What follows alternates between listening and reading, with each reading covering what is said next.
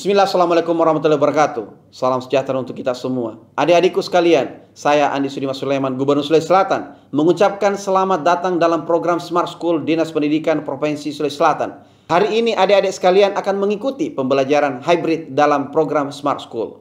Aplikasi Smart School adalah sebuah pendekatan dengan tetap mengedepankan sebuah pendidikan dengan digital approaching untuk kemudian mengedepankan kualitas dan mutu pendidikan yang diterima siswa secara seragam di seluruh wilayah Sulawesi Selatan termasuk di pelosok-pelosok. Program ini bukan hanya memberikan kepada adik-adik sekalian pengalaman belajar yang baru, namun juga memberikan fasilitas kebutuhan dengan fitur bermanfaat seperti rekaman video pembelajaran yang dapat diulang, trik-trik penyelesaian soal, ujian-ujian serta sarana konsultasi pembelajaran dari guru-guru terbaik di Sulawesi Selatan. Sering-sering mengakses aplikasi Smart School melalui gawai yang adik-adik sekalian miliki di setiap kesempatan yang dimiliki.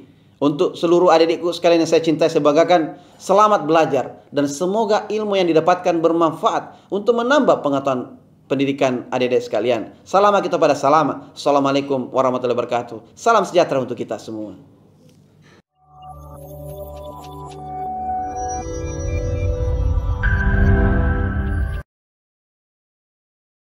Bismillahirrahmanirrahim. Assalamualaikum warahmatullahi wabarakatuh dan semangat pagi. Alhamdulillah hari ini kita berjumpa lagi dengan saya Suhartina dalam mata pelajaran ekonomi dengan judul materi Jurnal Penyesuaian Perusahaan Jasa.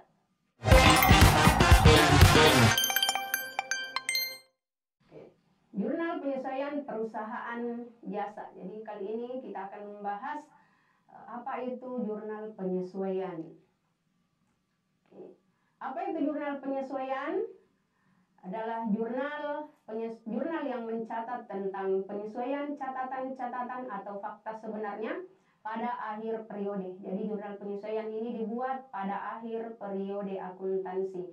Biasanya dilakukan pada akhir tahun 31 Desember per 31 Desember tahun berjalan.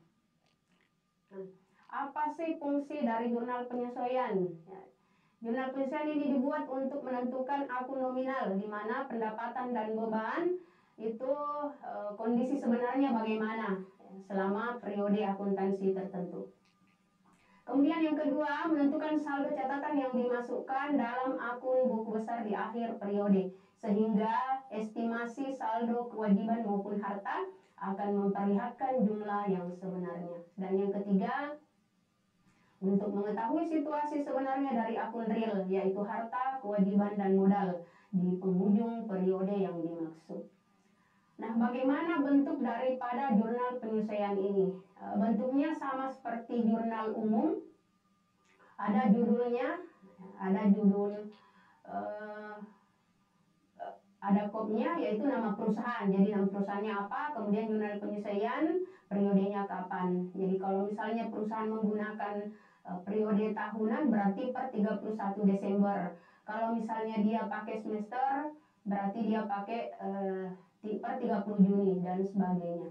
Di sini ada kolom tanggal itu diisi tanggal berapa, berarti tanggal akhir periode. Jadi misalnya periodenya 31 Desember, berarti di situ Desember 31.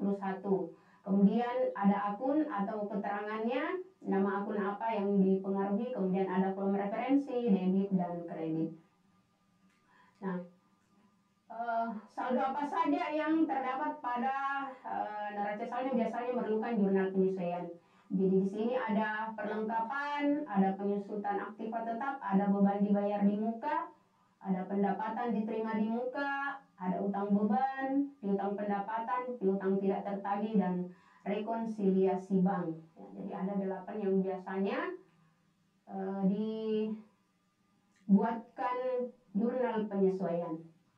Nah, kita masuk di yang pertama, ya, pemakaian perlengkapan. Ya. Jika diakui sebagai harta, jadi ini pemakaian perlengkapan, ada 2 metode yang digunakan. Ya, ada 2 metode yang digunakan.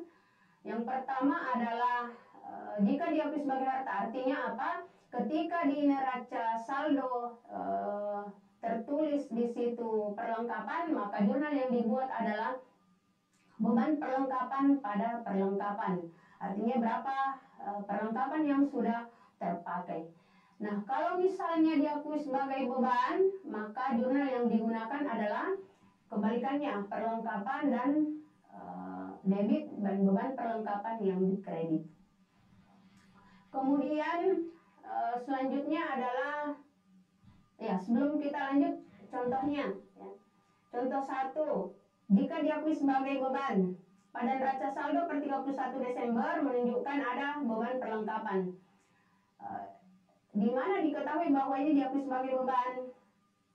Ketika di situ tertulis di neraca saldonya beban perlengkapan. Nah, beban perlengkapan, maka jurnal penyesuaiannya adalah perlengkapan pada beban perlengkapan. Ya, karena di neraca saldonya beban perlengkapan, maka yang akan kita catat di jurnal penyesuaian adalah perlengkapannya. Dari mana 300.000-nya? Itu dari beban perlengkapan yang ada kemudian dikurangi dengan perlengkapan yang sudah terpakai, yaitu 800 dikurang 500.000 itu sebesar 300.000. Kemudian contoh yang kedua, jika di neraca saldo tertulis perlengkapan sebesar 800.000 dan perlengkapan yang sudah terpakai senilai 500.000, maka jurnal yang digunakan adalah beban perlengkapan pada perlengkapan. Ya, 500.000-nya langsung diambil dari perlengkapan yang sudah terpakai, karena itulah yang sudah menjadi beban. Kemudian akun penyusutan aktiva tetap. Jadi aktiva tetap ini yang berwujud itu mengalami penyusutan atau pengurangan kecuali tanah. Jadi tanah tidak mengalami penyusutan. Nah, salah satu cara menentukan besarnya penyusutan itu menggunakan metode penyusutan garis lurus dengan rumus harga perolehan dikurangi nilai sisa dibagi umur ekonomis. Nah, selain menggunakan garis lurus, ada juga yang menggunakan persentase. Ya, persentase dari berapa besarnya harga perolehan. Nah, jurnal yang digunakan untuk penyusutan aktiva tetap ini adalah beban penyusutan. Di situ ada titik-titiknya, artinya kita isi aktiva apa yang disusutkan. Kalau misalnya peralatan, maka beban penyusutan peralatan pada akumulasi penyusutan peralatan. Kalau misalnya gedung, maka beban penyusutan gedung pada akumulasi penyusutan gedung. Nah, nilainya itu dia dilihat dari berapa yang ada di data penyesuaian. Oke, contoh. Di neraca saldo ada peralatan sebesar 3 juta. Peralatan ini disusutkan dengan metode garis lurus dengan taksiran umur ekonomis selama 5 tahun dan nilai sisanya sebesar 500.000. Berarti kita harus hitung dulu menggunakan rumus metode garis lurus. Ya. Beban penyusutan dikurang sama dengan harga perolehan dikurang nilai sisa dibagi umur ekonomis. Peralatannya tadi sebesar 3 juta, kemudian ditaksir nilai sisanya itu 500.000 dan umur ekonomisnya 5 tahun. Sehingga 3 juta dikurang 500.000 itu 2.500.000 dibagi 5 sama dengan 500.000. Dan jurnal yang kita buat adalah beban penyusutan peralatan 500.000 di debit dan akumulasi penyusutan peralatan 500.000 di kredit. Kemudian akun selanjutnya adalah beban dibayar di muka. Beban dibayar di muka ini biasanya iklan, asuransi, sewa, ya itu yang biasa dibayar di muka. Nah, ada dua juga metode pencatatannya ini. Kalau misalnya di neraca saldonya pada saat dibuat jurnal umum itu dicatat sebagai harta, misalnya tertulis di situ asuransi dibayar di muka, maka jurnal penyesuaian yang harus kita buat adalah beban asuransi pada asuransi dibayar di muka. Ya. Kalau misalnya di neraca saldonya diakui sebagai beban atau di situ tertulis beban asuransi, maka jurnal penyesuaiannya harus kita cari yang masih menjadi harta, yaitu asuransi dibayar di mukanya, di debit, kemudian beban asuransi yang di kredit. Jadi ada dua juga pengakuan untuk beban dibayar di muka ini, apakah itu asuransi, sewa, atau iklan. Nah, contoh. Pada neraca saldo per 31 Desember 2000 menunjukkan akun sewa dibayar di muka 1.800.000. untuk 1 tahun mulai tanggal 1 Oktober 2000. Ya. Di neraca saldo tertulis sewa dibayar di muka, berarti itu diakui sebagai harta. Maka jurnal yang kita buat adalah beban sewanya di debit, kemudian sewa dibayar di mukanya di kredit. Dari mana didapat 450.000? Nah, itu kita hitung 1.800.000 itu untuk 1 tahun. Berarti setiap bulannya adalah 150.000. Jadi 1.800.000 kita kurangi dengan 12 bulan itu 150.000. Ya. Oktober sampai Desember, jadi kita mulai berhitung. Kita mulai berhitung itu dari 1 Oktober.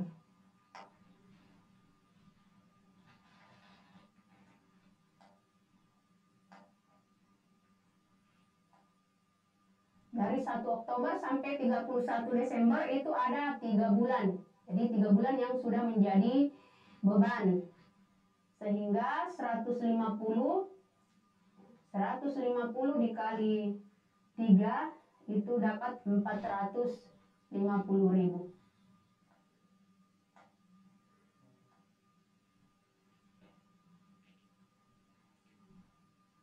Kemudian contoh kedua, kalau misalnya di neraca saldo diakui sebagai beban. Nah, misalnya terdapat beban iklan sebesar 600.000. Ya, tadi kalau yang pertama tadi sewa ya. Oke, sewa. Sekarang bagaimana kalau misalnya iklan? Ya. Nah, di neraca saldo ada beban iklan. Ya, ada beban iklan sebesar 600.000. Pembayaran ini untuk 6 kali penerbitan dan sampai 31 Desember itu baru 2 kali diterbitkan. Nah, sehingga jurnal yang kita buat adalah iklan dibayar di muka yang di debit, kemudian beban iklannya yang di kredit. Jadi di sini yang mau kita cari adalah berapa yang belum menjadi beban, ya. Berapa yang belum diterbitkan. Dan yang belum diterbitkan itu masih ada 4 kali, karena sampai 31 Desember itu baru 2 kali diterbitkan. Nah, setiap kali penerbitan itu biayanya 100.000. Dari mana? Dari 600.000. Ya, ini 600.000 dibagi 6 kalau 6 kali diterbitkan. 6 kali diterbitkan, sehingga iklan dibayar di mukanya sebesar 400.000. Ya. Yang belum menjadi beban itu 4 kali penerbitan. Nah, selanjutnya adalah utang beban.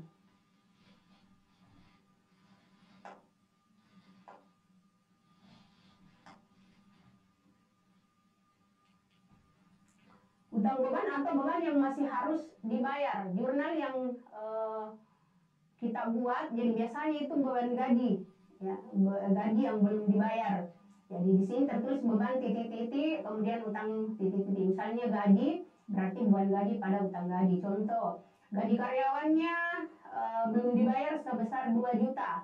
Maka jurnal yang dibuat adalah beban gaji pada utang gaji. Jadi untuk utang beban ini, itu langsung saja kita buatkan jurnal semacam sangat mudah karena dibuat seperti jurnal umum saja. Jadi kalau misalnya kita belum bayar gaji berarti ada utang, tidak perlu lagi memperhatikan di neraca saldonya diakui apa, di neraca saldonya tertulis apa. Ya, jadi langsung saja dibuatkan jurnalnya, beban gaji 2 juta, kemudian di debit utang gajinya, yang di kredit 2 juta. Itu kalau beban yang masih harus dibayar.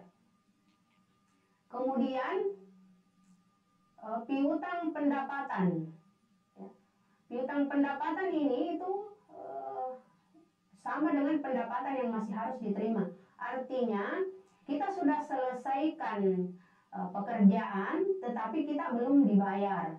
Ya, kita sudah misalnya res pengantin. Ya, res pengantin itu biasa nanti selesai diterima amplopnya ya, baru dia bayar ke kita. Jadi pada saat kita sudah selesaikan meriasnya, itu biasanya sudah diakui sebagai pendapatan, tetapi masih harus diterima, belum diterima uangnya, sehingga menjadi piutang pendapatan atau biasa dikenal dengan istilah pendapatan yang masih harus diterima.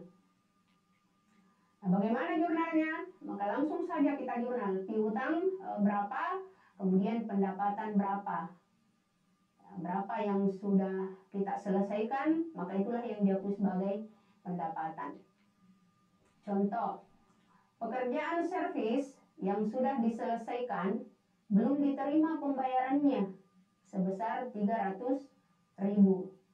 Kita sudah selesaikan, tetapi belum diterima pembayarannya. Ya, mungkin dijanji 2 minggu ke depan atau 1 bulan ke depan, tetapi karena kita sudah selesaikan, maka itu sudah bisa kita anggap sebagai pendapatan. Ya. Tetapi karena belum diterima, maka dia menjadi piutang. Ya. Sehingga jurnal yang kita gunakan di sini adalah piutangnya di debit 300.000, kemudian pendapatannya di kredit 300.000. Itu akun piutang pendapatan. Selanjutnya, ada juga pendapatan diterima di muka.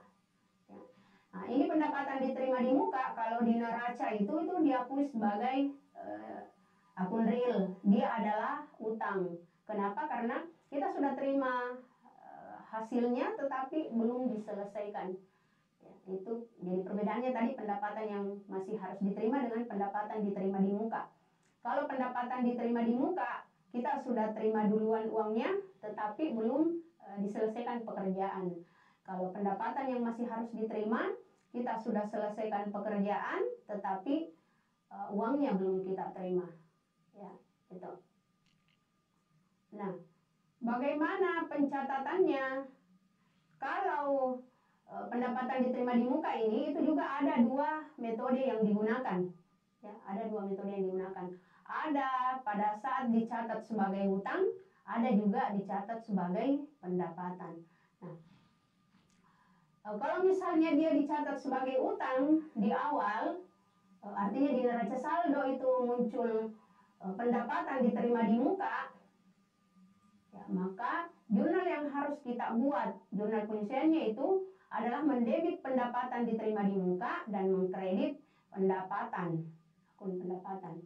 Karena itu pendapatan diterima di muka itu kan di neraca saldo, dia normalnya dikredit, sehingga pada saat kita buatkan jurnal penyesuaian, maka harus kita debit. Harus kita debit.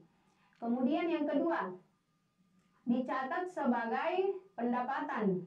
Nah, pada saat dicatat sebagai pendapatan, maka pendapatan yang harus didebit. Ya, karena yang mau kita tahu berapa yang masih menjadi pendapatan diterima di muka. Ya, itu dicatat sebagai pendapatan, artinya di neraca saldo itu tertulis di situ pendapatan. Ya, jadi kebalikannya tadi, kalau dicatat sebagai utang, maka di neraca saldo tercatat pendapatan diterima di muka. Kalau dicatat sebagai pendapatan, maka di neraca saldo tertulis pendapatan. Ya. Oke, kita lihat contohnya. Nah, ini kalau misalnya dicatat sebagai utang. Pada neraca saldo per 31 Desember terdapat akun sewa diterima di muka, ya, sebesar 1 juta. Sewa tersebut diterima pada tanggal 1 September 2020 untuk masa sewa 10 bulan. Ya. Jadi ini pendapatan sewa. Ya. Berarti perusahaannya ini dia bergerak di bidang sewa. Nah, ketika di sini tertulis sewa diterima di muka, maka di jurnal penyesuaian itu yang mau kita hitung berapa yang sudah menjadi pendapatan. Ya. Sehingga jurnal yang kita buat, sewa diterima di muka, di debit, kemudian pendapatan sewanya yang dikredit. Berapa nilainya? Dari mana 400.000? Ya, itu yang 1 juta itu kan untuk 10 bulan. Ya, untuk 10 bulan. Kemudian itu terhitung dari 1 September 2020 sampai 31 Desember. Berarti kita menghitung dari September, Oktober, November, Desember, itu sudah 4 bulan yang menjadi pendapatan. Sehingga 4/10 dikali 1 juta itu sebesar 400.000. Ya, paham ya sampai di sini? Jadi kalau misalnya nanti ada pertanyaan, boleh ditulis di chat di akhir atau di raise hand, ya, boleh ditulis pertanyaannya sekarang. Oke, nah bagaimana kalau misalnya dicatat sebagai pendapatan? Nah, kalau dicatat sebagai pendapatan berarti di neraca saldo tertulis pendapatan sewa, ya, tertulis di situ pendapatan sewa.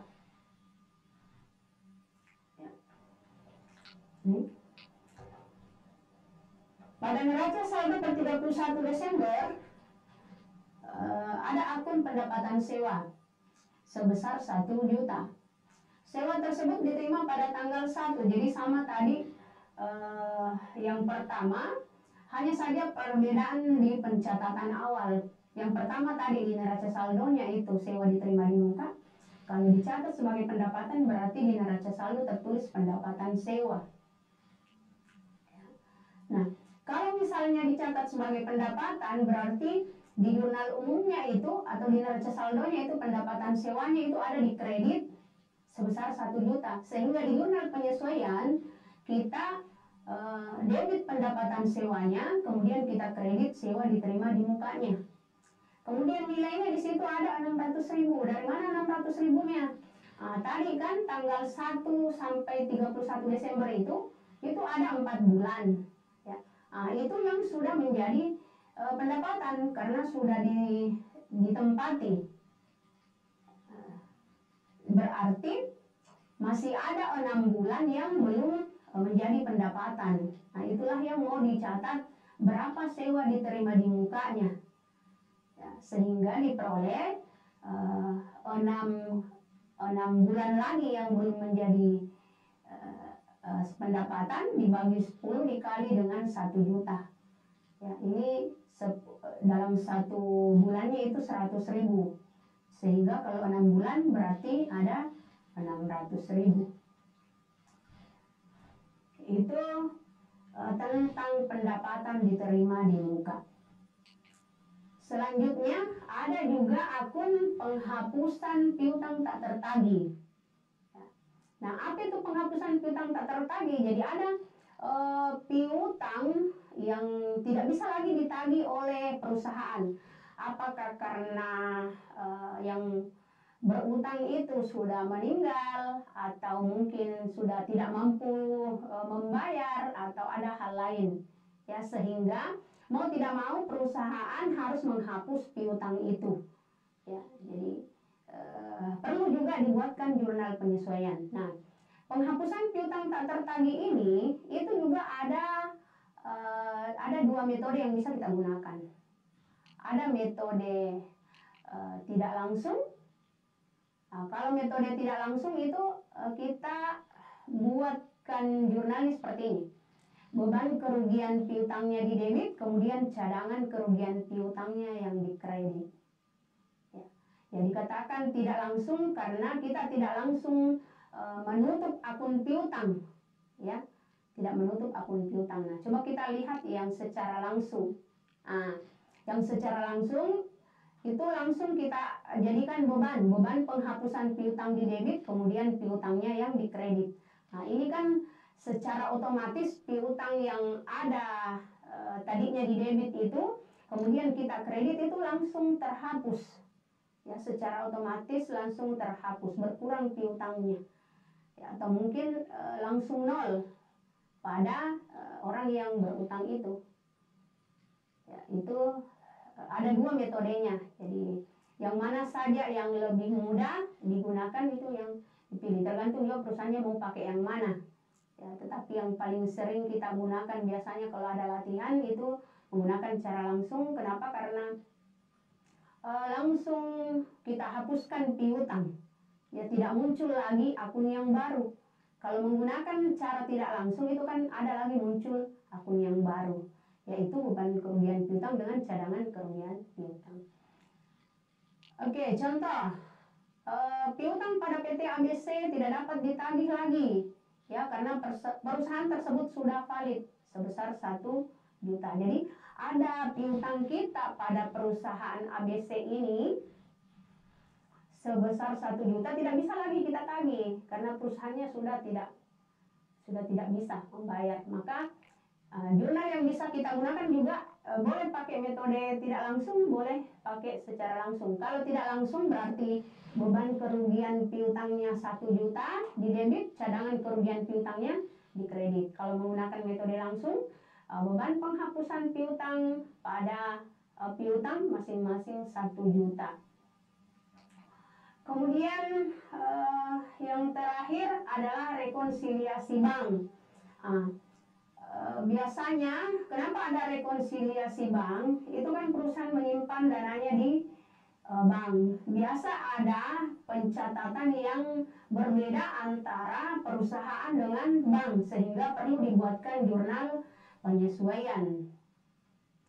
Apa saja yang biasanya disesuaikan kalau mengenai rekonsiliasi bank? Jadi ada biasanya itu ada yang berutang ke kita itu membayarnya langsung ke bank tanpa ada konfirmasi, sehingga kadang ada penerimaan piutang tetapi kita belum catat di pencatatan. Nah, bagaimana jurnalnya?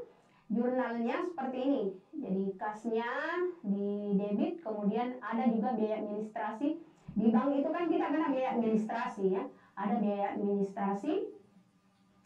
Kemudian ada juga biasa pendapatan bunga, tetapi karena terkadang tidak langsung diberikan rekening korannya, maka itu kita tidak ketahui, sehingga atau mungkin kita sudah buat pencatatan, kemudian baru ada rekening koran yang muncul. Jadi biasa kita buat jurnal seperti ini. Jadi kasnya dengan beban administrasinya di debit, kemudian pendapatan bunga dengan piutangnya, maaf ini bukan piutang dagang ya, piutang usaha. Oke, contoh, rekening koran dari bank menunjukkan saldo kas sebesar 8.532.700. Selisih tersebut terjadi karena bank telah mengkredit perusahaan sebesar 110 sebagai jasa giro dan penerimaan piutang sebesar 500.000 dan mendebit perusahaan sebesar 10.000 sebagai biaya administrasi. Sehingga di sini sebenarnya ada kas yang belum kita catat sebesar 600.000. Dari mana 600? Kan tadi pendapatan bunganya 110, itu kita kredit. Kemudian ada piutang dagang yang diterima 500.000, berarti piutangnya berkurang. Kemudian kita kena beban administrasi, beban itu kalau bertambah di debit ya. Sehingga 610 yang dikredit itu dikurangi dengan 10, maka kasnya sisa 600.000. Oke, itulah materi tentang jurnal penyesuaian dengan 8 akun yang harus kita sesuaikan. Kita lanjut ke contoh soal pilihan ganda. Pada neraca saldo per 31 Desember, akun sewa dibayar di muka menunjukkan saldo sebesar 1.800.000 untuk 1 tahun mulai tanggal 1 Oktober 2019. Transaksi tersebut dicatat dalam jurnal penyesuaian sebagai berikut. Nah, yang manakah kira-kira yang benar dari 5 opsi ini? Baik, kita jawab sama-sama ya. Nah, karena di sini di neraca saldonya tertulis sewa dibayar di muka itu menunjukkan 1.800.000, maka di jurnal penyesuaiannya adalah yang dicari adalah bebannya ya. Nah, kalau kita lihat pilihan A, di situ sewa dibayar di muka berarti sudah tidak benar ya. Jadi kita lihat dulu penempatan akunnya. Di situ yang pertama sewa dibayar di muka berarti tidak benar. Kemudian B, beban sewa bisa jadi. Kemudian C-nya beban sewa, utang sewa, itu juga tidak benar. Kemudian D-nya sewa dibayar di muka, dan E, beban sewa, sewa dibayar di muka. Nah, ada 2 option antara B dengan E, tinggal kita lihat nilainya berapa. Jadi B-nya ini nilainya 450, sementara E nilainya 1.350.000. Nah, coba kita lihat dulu jawaban yang tepatnya apa. Nah, ternyata jawabannya adalah B. Nah, dari mana 450-nya? Ya. Nah, karena di sini 1.800.000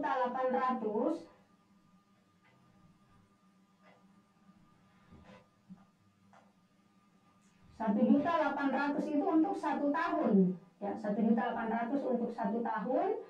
Mulai tanggal 1 Oktober. Jadi kita berhitung 1 Oktober sampai 31 Desember. Ya, ini ada 3 bulan. Ya, 3 bulan per 12 dikali dengan 1.800.000. Ya, karena 1 bulannya itu 150.000. Ya, sehingga diperolehlah 450.000. Oke, kita lanjut ke soal yang kedua.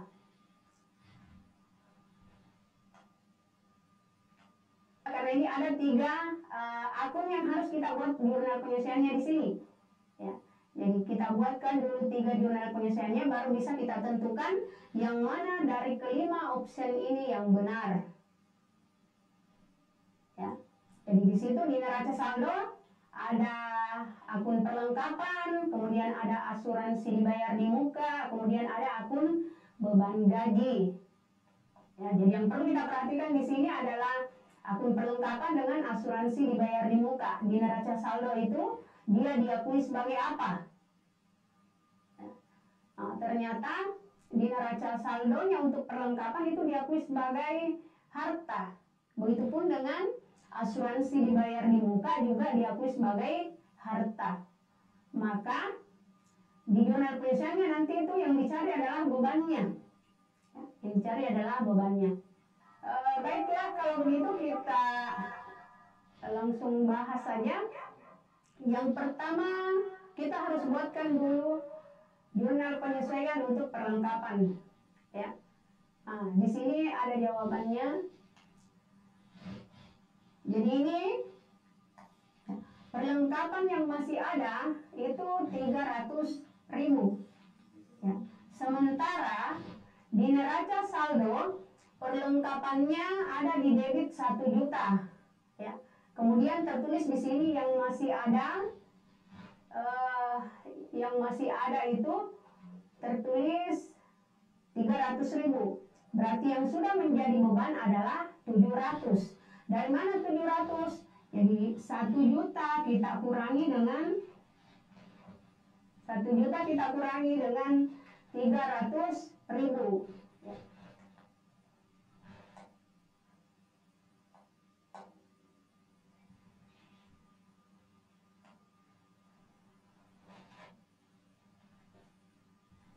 Jadi yang ada di sini, perlengkapan yang ada di sini itu kita kurangi dengan perlengkapan yang masih ada di data penyesuaian.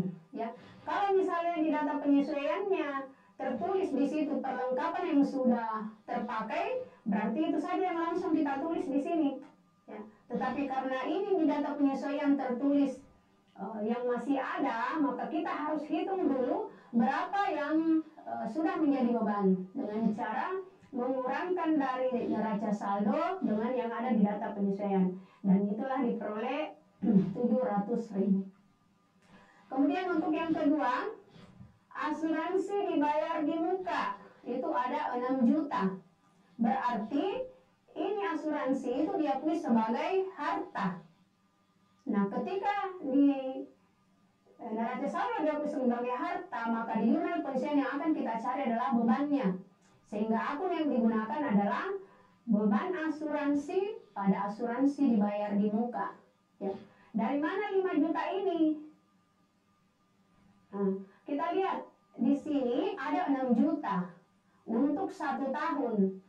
Nah, berarti 6 juta ini kalau kita bagi 12 itu sebesar 500.000 ya, per bulannya.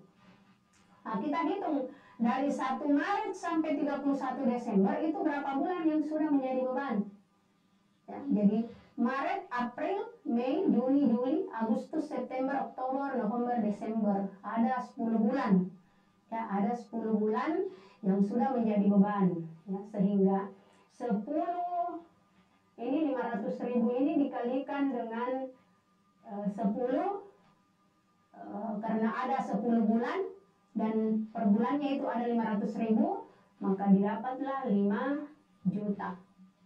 Ya, jadi jurnalnya beban asuransi pada asuransi dibayar di muka sebesar 5 juta.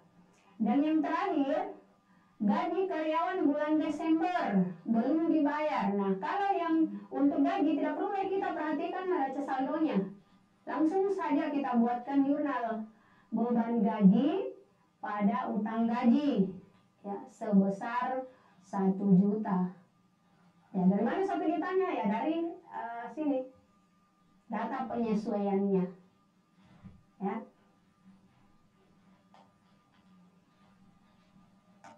Nah, sehingga yang mana yang benar?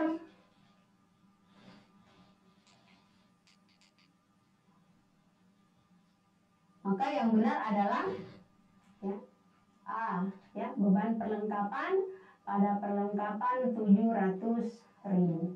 Ya, kalau D beban perlengkapan pada perlengkapan 300.000, nilainya yang tidak tepat, ya. Karena di sini dia tulis 300 padahal itu yang masih ada. Nah, sementara yang mau dicari adalah yang menjadi beban.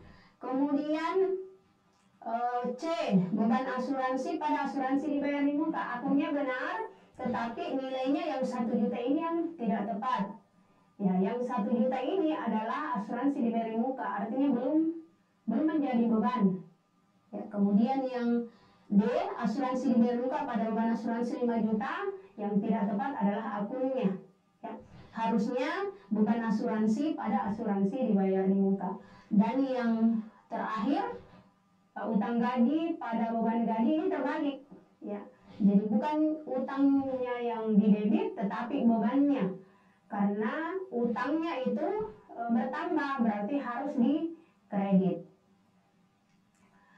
Oke, anak-anak hebat semua dan Bapak Ibu guru pendamping, itulah materi tentang jurnal penyesuaian perusahaan jasa yang sempat saya sampaikan. Semoga bermanfaat untuk kita semua sebagai referensi pembelajaran kita di sekolah. Dan mohon maaf jika ada kekurangan, itu datangnya dari saya. Oke, pendidikan adalah paspor untuk masa depan, karena hari esok adalah milik mereka yang mempersiapkan hari ini. Jadi anak-anak hebat semua, mari kita tetap semangat untuk belajar, karena masa depan kita itu ditentukan hari ini. Sekian dari saya, terima kasih. Wassalamualaikum warahmatullahi wabarakatuh.